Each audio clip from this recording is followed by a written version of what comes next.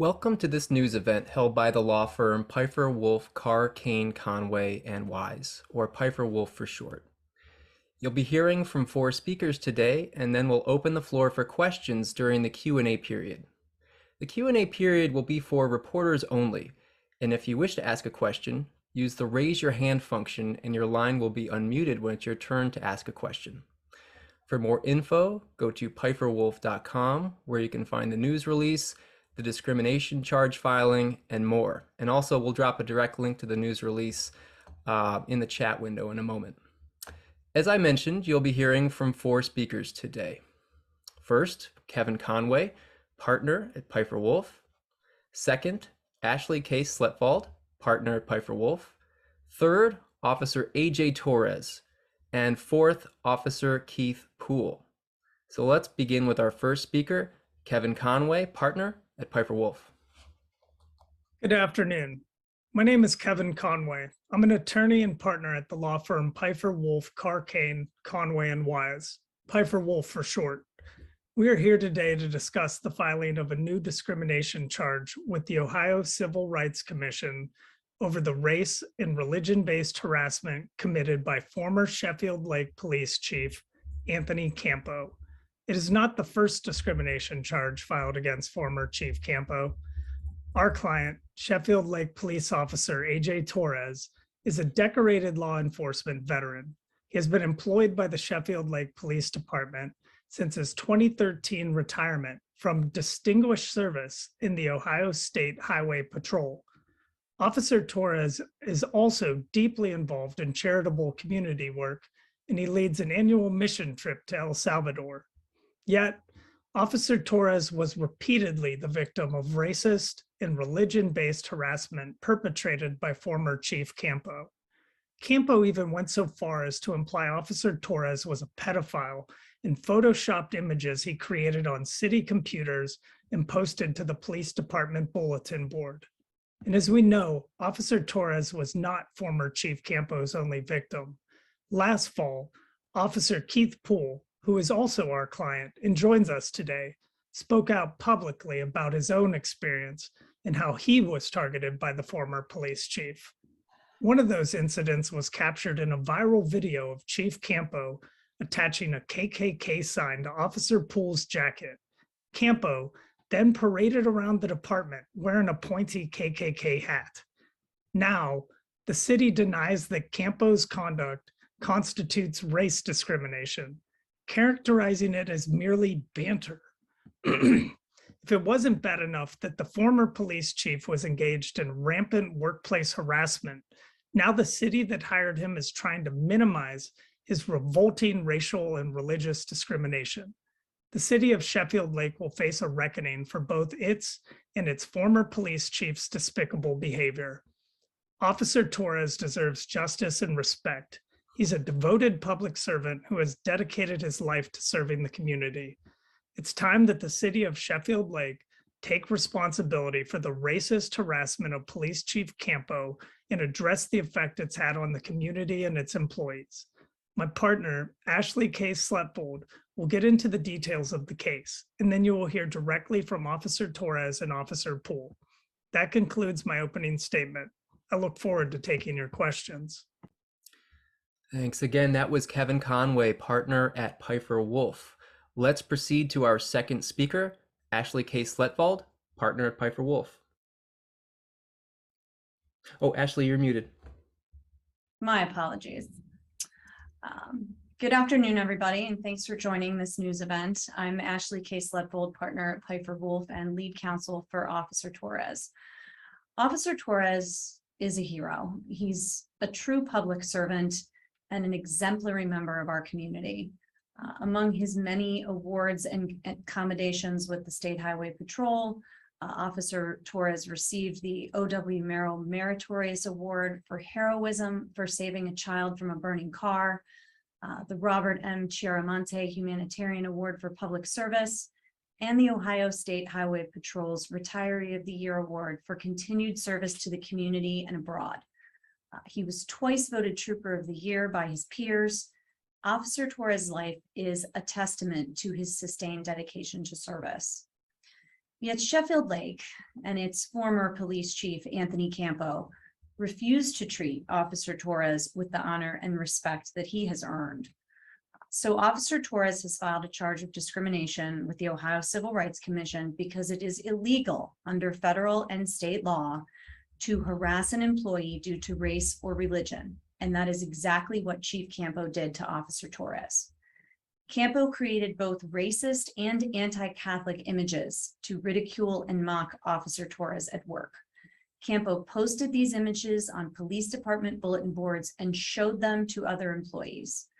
One of the posted images mocked Officer Torres's Latino heritage by photoshopping his face on a bottle of hot sauce wearing a sombrero. Now, Officer Torres is a deeply religious Catholic, and his charitable work, including his annual mission trips, is intertwined with his devotion to his faith.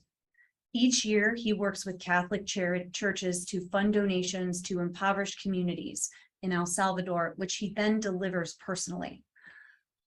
Campo took a photo from one of those mission trips in which Officer Torres is pictured with two young children. And on the photo, Campo added a speech bubble to imply that Officer Torres was a pedophile, in an obvious reference to the Catholic Church's sex abuse scandal. There is nothing funny about the sexual abuse of children, and Americans should not be mocked for their religion in the workplace. Now, Officer Torres was hired with the understanding that he would not work on Sundays because he strictly honors the Sabbath.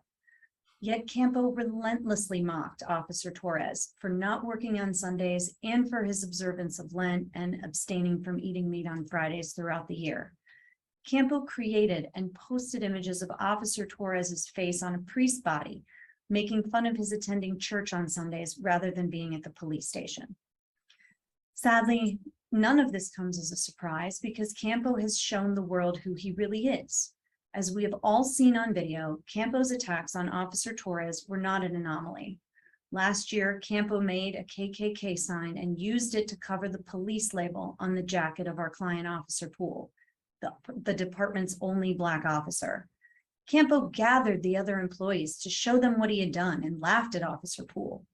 Then Campo made the pointy KKK hat and paraded around in front of Officer Poole and his colleagues, saying Officer Poole would have to wear it on his next call. Let me say that again. Campo told a Black officer he would have to wear a Klan hat while doing his job. And in an interview with the news media in the days after the KKK video became public, Sheffield Lake Mayor Dennis Bring acknowledged that Campo's behavior was horrifying, saying, quote, "This is the most egregious and offensive thing you could possibly do, and it's embarrassing and disgusting," end quote.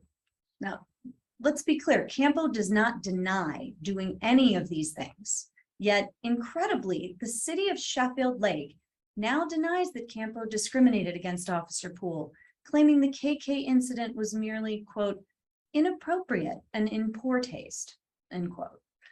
The city also denies that Campo discriminated against Officer Torres, saying that what Campo did was merely, quote, "inappropriate and in poor taste," end quote. Now, the city's position reveals how Mr. Campo got away with racial and religious harassment for so long. City officials were never willing to hold him accountable. It is remarkable that the city continues to defend racist actions its mayor publicly admitted were egregious and offensive. Harassing employees based on race, ethnicity, and religion goes far beyond poor taste. Sheffield Lake's continued endorsement of its chief's racist harassment is, to borrow the mayor's words, embarrassing and disgusting. Now, in any workplace, the sort of treatment Officers Torres and Poole were subjected to would be intolerable and indefensible. The fact that this occurred in a police department by a chief sworn to uphold the law is even worse. We hope that the city of Sheffield Lake will start to treat Officer Torres and Officer Poole with the respect and dignity they have earned. So long as the city continues to defend the racism and bigotry of its former chief, this department and this community cannot move forward and heal. Truth must come first. That concludes my statement. We'll next hear from the officers before the Q&A. I look forward to taking your questions. Again, that was Ashley K. Sletvold, partner, Piper Wolf. And let's proceed to our third speaker, Officer A.J. Torres. Good afternoon. My full name is Aldali Jose Torres. Everybody in Sheffield Lake knows me as AJ Torres. I've been in law enforcement for over 35 years, and I have worked for the Sheffield Lake, Ohio Police Department since 2013. After retiring from a distinguished service in the Ohio State Highway Patrol, I am the only Latino officer in the Sheffield Lake Police Department. I am a devoted Catholic. I am deeply committed to my charity work in my community. I don't put away my nationality and my heritage when I come to work, and I shouldn't have to hide my religion either. My faith and my humanitarian work on my personal time make me a better police officer. I am disappointed that the city I serve is not taking what former Chief Campo did more seriously. I know a joke when I hear one. Some are good and some are bad. The things that Chief Campo would say about us, the way he made us feel, everything he put us through, this wasn't a joke. Chief Campo is a racist and anti-Catholic. Chief Campo's racist and anti-Catholic attacks hurt me, and he hurt multiple other members of the department. The attacks were hateful, and I'm shocked that the city I swore to protect and serve has chosen to pretend what Campo did was not a big deal. It makes me sick that the Sheffield Lake doesn't want to hold him or themselves accountable by defending Campo. It's like they're saying the sort of abuse is okay. What's to prevent it from happening again? The only joke I see is the city's response, and no one is laughing. I'm coming forward today publicly so that the city, the police department, and police departments across the country understand that this racist, hateful conduct is completely unacceptable, so that no one has to go through what I or Officer Poole and others have been through. We need justice, we need accountability, we need the truth. Thank you and good afternoon. Again, that was Officer A.J. Torres. Let's go to our fourth and final speaker, Officer Keith Poole. Good afternoon. My name is Keith Poole. I've been in law enforcement for 38 years. I have worked for the Sheffield Lake Police Department since 2020 in September. I'm here to support my fellow officer, A.J. Torres. Each of us has been through a lot of hands at the hands of Mr. Campo. I'm gonna say Mr. Campo because he wasn't the chief. It's hard to believe that racist harassment is being defended, in any workplace, let alone in a police department. I know everyone here has seen the video of the incident last June, which I was involved in. When I rewatched this video, I'm still in disbelief that this could happen to anyone, especially a police officer. Like I said last fall, it was so demeaning that in that moment, I just didn't know how to react. It felt like being hit by a sledgehammer. Now, a year later, the city of Sheffield Lake is trying to minimize Mr. Campo's hateful, and I say hateful, attacks against me and Officer Torres and others. The city both allowed and enabled Mr. Campo to do this to me and others for years now. They're gaslighting me and acting like Mr. Campo did nothing wrong, that it was a joke. And I believe if the mayor hired a chief, he actually hired a joker. And it's frustrating and it's insulting that the community had to endure this man for that many years. Rather than getting justice, now I feel even more dehumanized and disrespected by the city. Until we get justice, we'll continue to make our voices heard. No one, whoever you are, deserves to be subjected to this hateful abuse. That is the end of my statement. I'm Officer Poole. Thank you again. That was Officer Keith Poole, and that takes us to the Q&A portion of the call. So if you wish to ask a question, use the raise your hand function and your line will be unmuted when it's your turn to ask a question. As a reminder, the Q&A period is for reporters only. If you're having any issues with your own audio or the raise your hand function, you may use the text-based Q&A box, and we'll do our best to get to all the questions. And before we begin with the questions, I want to mention that a video recording of this news event will be available online later today. You can access it through the landing page or at piferwolf.com, along with the other media materials, the filing, the release, and even photos of Officer Torres. So that's piferwolf.com, no spaces. Okay, let's take our first question from Stephen Hernandez at WOIO in Cleveland. Hello, can you hear me? Yes. Hello, I'm Stephen Hernandez. I'm with Telemundo Cleveland. I wanted to know if Officer Torres can answer in Spanish. I wanted to ask in particular si nos puedes proveer un discurso en español sobre lo que ha ocurrido y cómo sus logros como oficial de policía en su pueblo han sido afectados con todos estos reclamos de racismo. Sí, yo puedo hablar en español. Yo soy miembro de la Capilla del Sagrado Corazón y estaba allí por toda mi vida. Y empezando con los padres y la hermana, yo empecé a dar viaje a San Salvador, a ayudar a los pobres y a darle comida. Y siempre ellos me ayudan con los gastos. Y yo cuando empecé a trabajar en el pueblo de Sheffield Lake, yo le dije que al dirigente al campo, que si pudiera, yo no quería trabajar los domingos porque a mí me gusta ir a la iglesia, al Sagrado Corazón. Y cuando él empezó a morfarse de mí, a poner el retrato de mí en vestido de cura, de papa, y la última vez que me puso un retrato con los muchachitos que yo ayudo en El Salvador, diciendo cosas malas para yo llevarme los muchachitos al monte. Sí, ¿cómo eso afecta su tiempo en el departamento? ¿Eso cambia por completo todo lo que has hecho?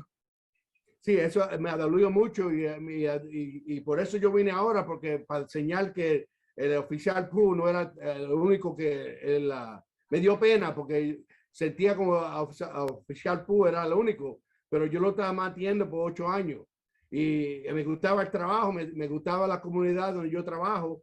Y por eso me quedé callado hasta ahora. Yo no podía aguantar no decir nada. Okay, let's go to our next question. It's coming from Helen Maynard at WEWS TV in Cleveland. Hello, this is actually Jordan Vandenberg from Channel 5. Helen is our planning editor. I didn't want the deepness of my voice to catch anyone off guard. This question is for both officers. Did the former chief's comments and his actions, did they hurt more because they were coming from a superior and a fellow law enforcement officer? I mean, those in law enforcement, there's a special bond, a special fraternity amongst those who serve. Did it hurt more that was coming from someone that was your boss and a fellow officer? You go ahead, Jake. Yeah, it hurt. It hurt very much. There's a lot of things that he did and said that hurt us, the department, and Officer Poole. And if I could just mention one incident, I had a real close friend of mine die on 480, and he's the godfather of my son, and he's Hispanic, and he would not allow the other police departments or the other officers from my department attend in Sheffield Lake police cruiser or anything. We had a large funeral over at Lorraine Community College, and he would not allow my former employee or my fellow co-workers from the Sheffield Lake Police Department attend. He said the only people he mourned was his family, and he would not allow them attend. And it kind of broke my heart because these guys worked with me day and night, and they know what Kenny meant to me, and they will not allow him to attend the funeral, representing the Sheffield Lake Police Department.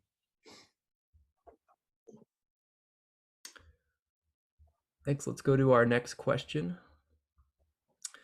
Our next question is coming from Brian Duffy at WOIO TV in Cleveland. Brian, go ahead and unmute yourself. Thank you. Officer Torres, could you put into words in kind of a timeline process how you felt once you started to realize what the former chief was doing as he was harassing you, and that maybe how you felt when it first started, and then when this continued to go on, how your emotions kind of started to build through this process? And I have to believe that just grew for you, and you kind of didn't really believe what was happening to you, specifically since you've had such a long distinguished career in law enforcement. Yeah, it's something like what Officer Poole said. It's like getting a punch in your stomach, and you kind of hold your breath. When I seen the pictures that were posted in the police department, and you stay quiet, and you know, I put my faith in line. I always, what would Jesus do? You know, and I would try to have faith, calm down, and you know, it's just ignorant. But then when the icing on the cake is when Poole situation came up, and I said, you know, he's not alone. He's not alone. And I had to step forward to say that it wasn't just him they pointed out. It was, you know, all the Hispanics, Poole, and other members of the police department. And I had to come forward. Thank you. Okay, our next question is going to be coming from Olivia Mitchell at the Cleveland Plain Dealer. Hello, can you guys hear me? Yes. Great. My question is for both officers. I just would like to know, how has this string of incidents, how has it changed your lives and your family's lives? Well, for me, it changed a lot. You know, they're still asking what's going on, what's happening with it, how you feeling, and it's still the same. It's like there's no change in it. We haven't moved forward as a department to make sure that this doesn't happen again. There's no up training. There's no camaraderie with each other now. I mean, the officers are trying to hold each other up, but we get no support from the mayor's office or anything like that. And we don't understand that, because before anything happened, the mayor was good with us. Now he's standoffish. So, I mean, in order for us to move forward and to get change in this, we all have to work together in this. And they can't just put a stop sign in front of us and thinking that it's gonna go away, because it's not gonna go away. It's not. Until we speak up and make change, that's when the change will happen. Something that I'd add to that, that's really remarkable in the employment context, is that before the video of Officer Poole being harassed in the KKK incident went viral, and he came forward, there had been no training on workplace conduct, diversity, inclusion issues, none at all in the city of Sheffield Lake. And here we are nearly a year from when that incident happened, and still there has been no training in the department. So when Keith says that that things are the same, that they're not moving forward, it's because there hasn't been accountability, and that starts with truth. They need to come clean about the impact that Campo's behavior has had on these distinguished officers. Yeah, it's that time. Sheffield Lake needs to knock it off. They need to accept responsibility, step forward, implement some changes, and we need to actually start moving forward here. Playing cute isn't going to cut it anymore.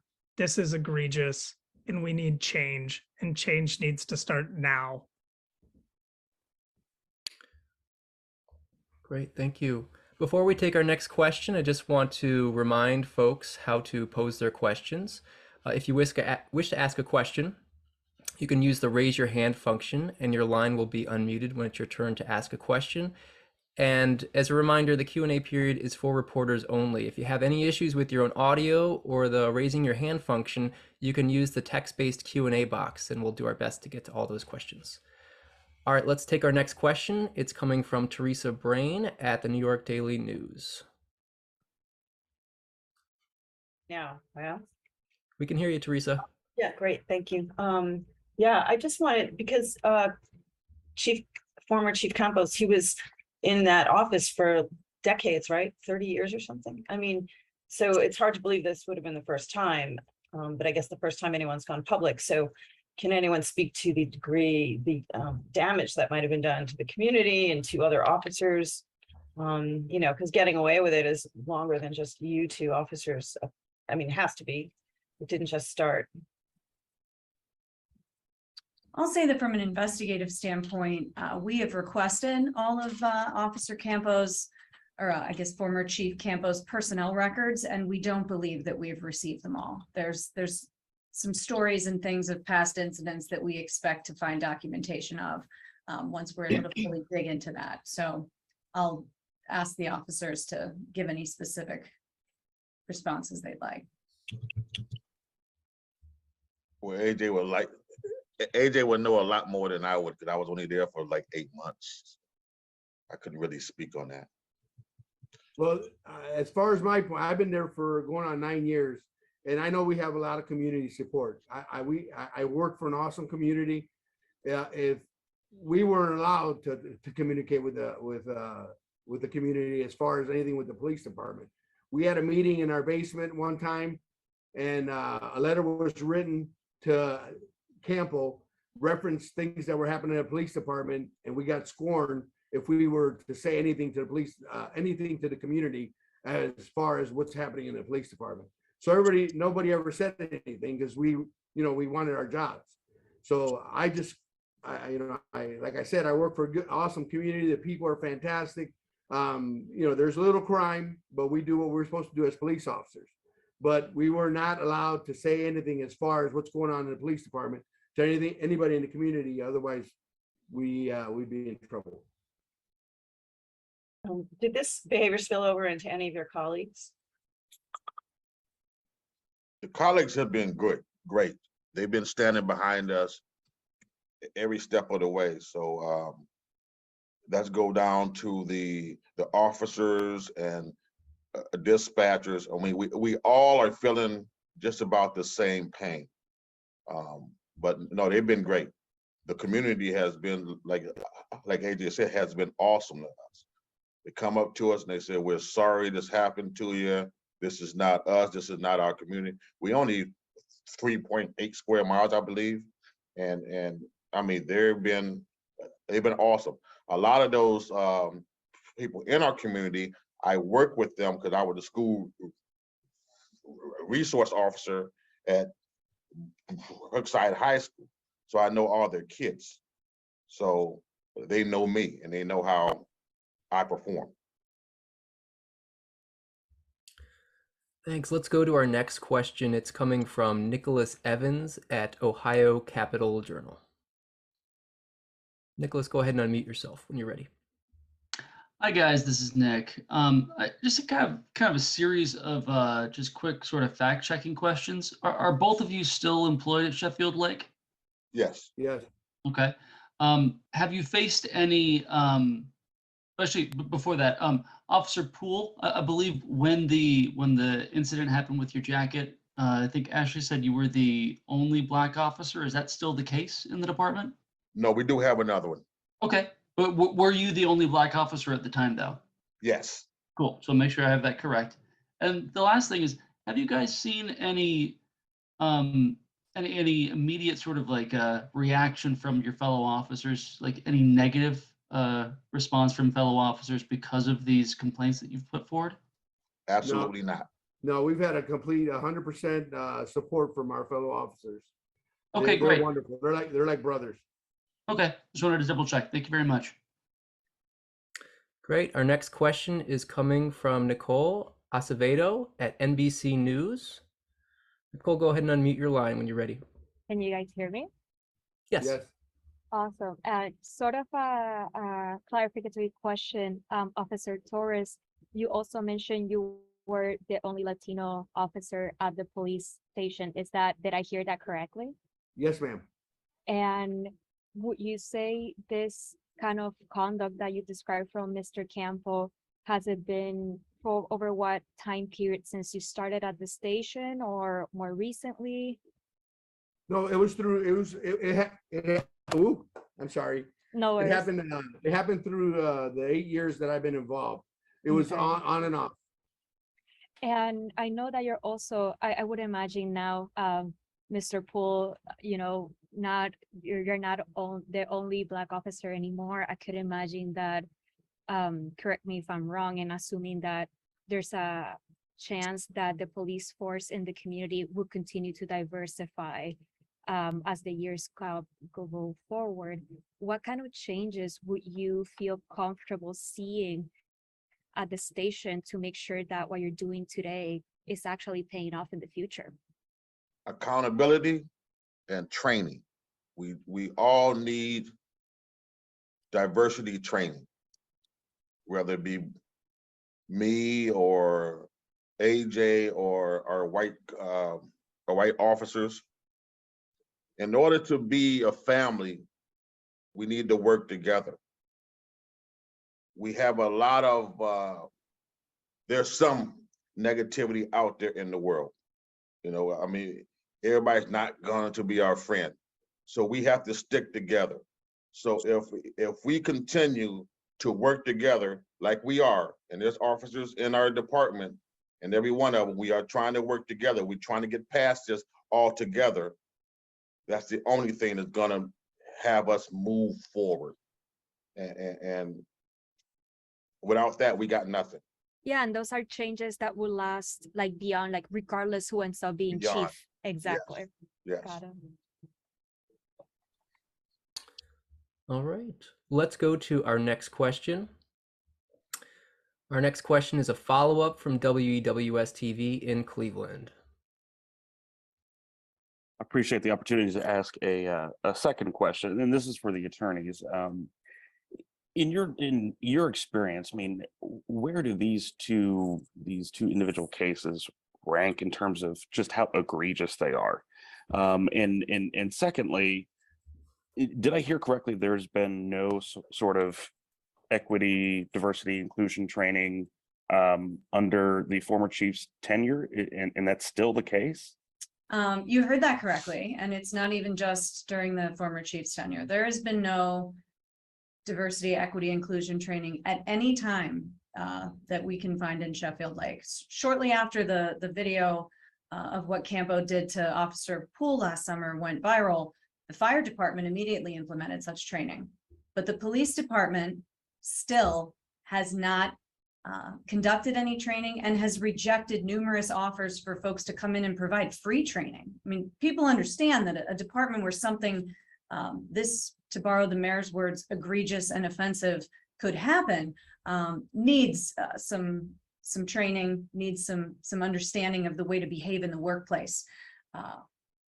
But that hasn't happened still to this day. We're going on a year since the KKK incident happened last summer.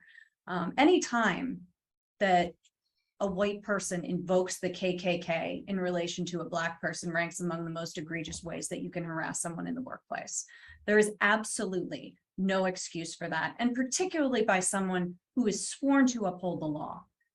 Police officers must be relied on to uphold the law and to treat others with respect and dignity. And when you have an occasion such as these that Officer Poole and Officer Torres have described and that are described in their charges, when you have a situation like this, the system is broken in this community. This is not something that could have happened had people been paying attention, had the people responsible for operating the police department. The mayor is the safety director there and was responsible for controlling the conduct of Anthony Campo. And it happened on the mayor's watch. And it's the mayor's responsibility to step in and solve this problem by taking responsibility and ownership of the situation and helping the community to heal.